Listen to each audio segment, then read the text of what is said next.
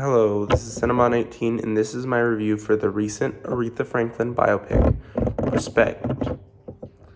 For those of you who are unaware, Aretha Franklin, it was a musician in the 60s and 70s and on, who is known as the Queen of Soul. I knew some of Aretha Franklin's songs going into this film, but not all of them by any means, but I knew Respect, I knew Think, songs like that, and other songs I had heard. So it wasn't like Bohemian Rhapsody where I was like, oh, I know every song from this artist and I'm going to love it because of that. But it wasn't like the United States versus Billie Holiday where it's like, oh, I don't know any of these. But so it was kind of like one of those in the middle where it's like, I know some of the songs, but I don't know everything, so it's not going to be like, I'm not going to love it or be totally lost either way. This movie, I saw that the reviews were not very good, and I was like, oh boy, this movie may not be my cup of tea. But I generally liked biopics, and I even liked Bohemian Rhapsody, but I did not like United States versus Billie Holiday. And I have a feeling if I watched Bohemian Rhapsody today, I wouldn't like it as well. And the reviews were like singling out Jennifer Hudson, saying she was great, but the movie in general wasn't very good. Which I have to say I don't necessarily agree with, because I think Jennifer Hudson was good, but she nailed the voice, but not necessarily like the mannerisms and the actual voice, but the singing voice was pretty much just Jennifer Hudson, which is not bad by any means. She is an amazing singer, but it was still Jennifer Hudson singing Aretha Franklin, it didn't sound like Aretha Franklin singing. Where for United States versus Billie Holiday, Andra Day sounded like Billie Holiday in her songs. But I feel like this movie, the things that it did right, which I liked it a lot more than United States versus Billie Holiday. It's United States versus Billie Holiday I just didn't care for. I feel like the things that this movie did right, Billie Holiday did wrong, and vice versa. I feel like if you were to mix the two together, it would be a really good movie. Like the perfect biopic almost. Because where this movie, I like that it didn't villainize everybody. It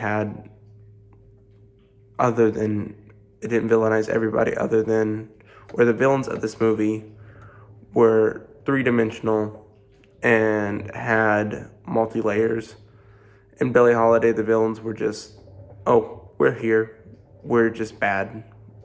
All we're doing out is getting Billie Holiday. And with this one, they didn't show they showed her struggles, but they were very tame in compared to the struggles of Billie Holiday. And it's this movie would have heavily benefited from an R rating because they wouldn't be as held back. But the movie wasn't bad. I really liked it. It was entertaining. I laughed a couple times. I don't know if they were jokes that I laughed at, but I found it funny. Some of the hypocrisy jokes. But I would recommend this movie. I think Jennifer Hudson has a shot at the Academy Awards nomination at least, but I don't know if she's going to get it. From what I hear, Kristen Stewart is very good in Spencer. From what I hear, Jessica Chastain is really good in Eyes of Tammy Faye, which I don't know if I'm going to get to watch that anytime soon, but I hope I do. Frances McDormand always gets a nomination, and she's my favorite actress of all time. So, I mean, I can't complain about that, even though she shouldn't have won last year, but that's for another day. So, yeah, she could get in, but I don't know who she'd get in over, potentially. And if people don't like the movie, which Renee Zellweger won for Judy, and Rami Malek won for Bohemian Rhapsody, but Taron Egerton didn't win for Rocket Man. So, I don't know what always the Academy's thinking. I think it's the only chance that she has of, or the only chance this movie has at any sort of Oscars is for Jennifer Hudson. Maybe if the movie was a lot better, the movie would have a shot, but I like the movie enough, but I don't think it had a shot. My score, I would give this... Yesterday I was very high on it, and I thought I'd give it a 9. I think I'm probably going to give it a high 8, maybe a low 9. It was at high 9. Now I'm like, I kind of like this movie better. It's hard giving scores sometimes. But I'm going to give it I'm going to say a high 8 for now, and I might change it to a low 9 by the time I log it on Letterboxd.